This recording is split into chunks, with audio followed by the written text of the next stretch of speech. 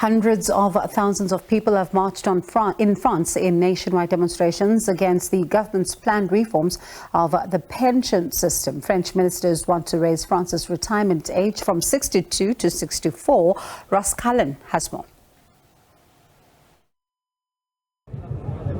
The French public and the French unions are back out on the streets on Tuesday for this latest day of mobilisation against the government's plans to restructure France's pension system. There are demonstrations taking place nationwide from small towns to big cities like here in the French capital.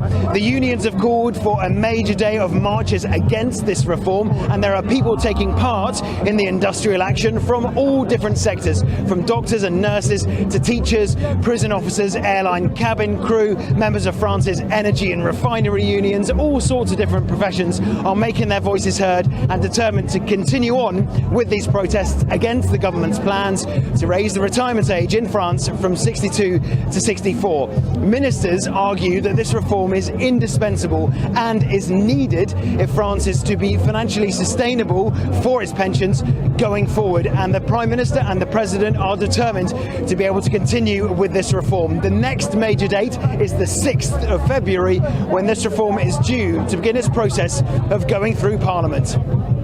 Cullen, SABC News, Paris.